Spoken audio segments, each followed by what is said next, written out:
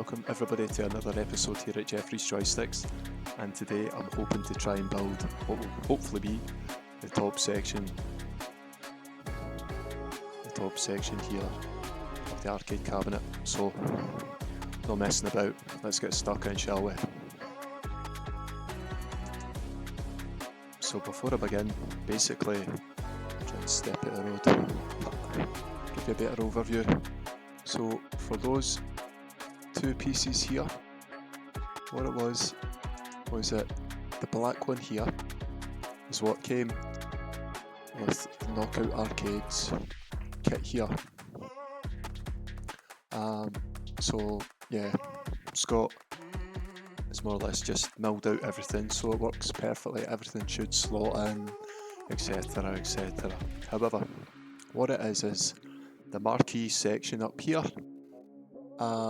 Simply I need an area that is slightly taller, hence why you can see on this one here that those little holes there for the modesty blocks are slightly higher in height than what they are in comparison to Scott's panel here.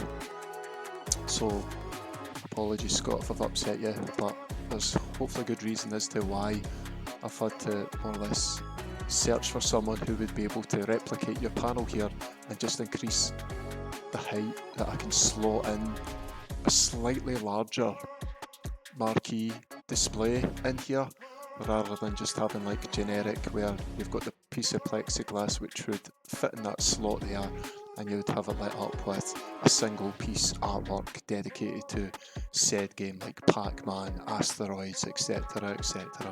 However, for myself, because this is going to be more or less like a multi-cade where it's going to feature various different consoles, I wanted that I'm able to have that the artwork changes in transition with the game that you choose to select. And the unfortunate thing with that is that the equipment that's required for this said space here is just it's too tall. It wouldn't fit in Scott's original panel in here. So it's a gamble whether or not these areas that have been carefully milled out from a local CNC miller, Kenny, he's kindly been able to try and replicate the best he can. The only difference between these two panels obviously is the height, but also in these sections here, with Scott's panels you actually have pre-drilled holes, so you can adjust how close or how far you want your monitor to sit close to what would be the plexiglass panel which would fit in this slot here. So Scott has them already pre-drilled, so you can more or less just adjust the monitor mount closer or further away. However, with this one, it's replicated as good as it looks in the camera. I just said to Kenny that don't bother so much about these pre-drilled, because come at the hour when I come to mount the monitor, I'll just try and bore in holes specifically for this, how close I want my own monitor to be. So it's as good as it's going to get, thanks to Kenny. So we'll wait and see how that fares out later on in the build, but I just wanted you to kind of figure out why is it he's got one piece there and one piece there, one coloured and one not so coloured. It's just that's the modifying that I've had to do in the hope that I can get the marquee slotted into that section here with a slightly different height on it in comparison to Scott's effort there. So yeah, that's going to be involved. That's slightly heavier also in comparison to that, even though they are the same thickness of MDF. So it's another task, another gamble that I'm going to have to try and overcome.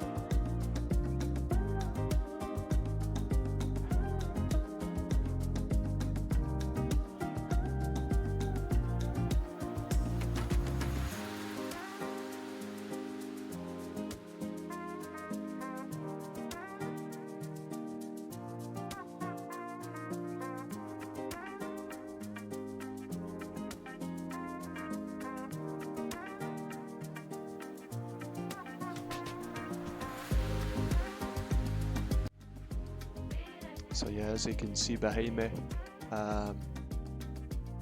basically to summarise, the panels that Kenny had kindly CNC milled for me, some it just wasn't marrying up where the kind of marquee area would be. It's meant to be straight as such, but it was just coming down at an angle and it didn't really, it didn't work basically. So, you know, moving forward, it was a case of I'm now having to fall back on the original panels that came with the unit. It was worth a thought, and then actually should have thought this well in advance, but I didn't want to burst open the packaging for the marquee because it was an extremely fragile item to begin with, travelling from the good old US of A. And I really didn't want to burst open the packaging and mess about with it until installation. But basically I had to do it so that I could check the depth of this unit here, which primarily I anticipated that it wouldn't be deep enough. I thought that the marquee maybe had the display, but then it actually had like a box attached onto the back of it, which would have got in the way of the modesty blocks. So upon removing the packaging and actually inspecting the item, I've realised that there is no box at the back of this display unit that's going to be housed in that marquee there. So it's all for nothing, but it was worth investigating anyway, because if, say, the marquee did have a box that contained all the relative electronics in order to make it function, then for what Kenny did with those MDF panels, if they did marry up, straighten up properly to align with the marquee plexiglass, or in my case it would have been the marquee display unit, then things might have worked out differently. However, it didn't. So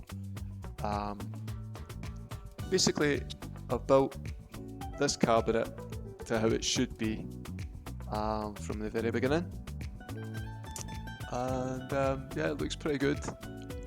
It's a case of I had to get an extra pair of hands in order to get like the other panel on top, and it does state in the manual here for certain situations where it does recommend two people to help with that, because yeah, I didn't want it that I would try it myself and then basically what happens is, you know, this would all start to flex and probably snap as I'm trying to attach this top panel. It was already quite difficult doing it with two people, never mind trying to attempt it with one. So just to conclude, guys, it's been one heck of an adventure, it's been one heck of an experiment, but we're basically retracing back to the original plan, and if I need to make modifications to this area in order for this display unit to fit, so be it. I'll go on a new adventure with regards to that. So the next step is the control panel, just building the box, and then hopefully following on from that I'll get the joysticks wired in, the buttons, and all the other good stuff that's going to be involved with this project. So yeah, I hope you enjoyed the video, and Kenny, thank you for the effort, appreciate it, and I'll report back to you with how I got on.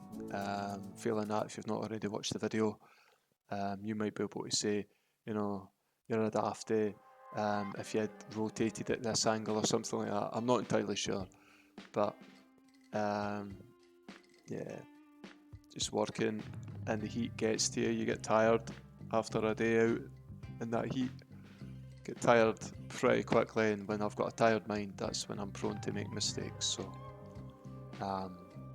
like I said, maybe those panels that Kenny milled out for me, maybe they would work, we'll just never know.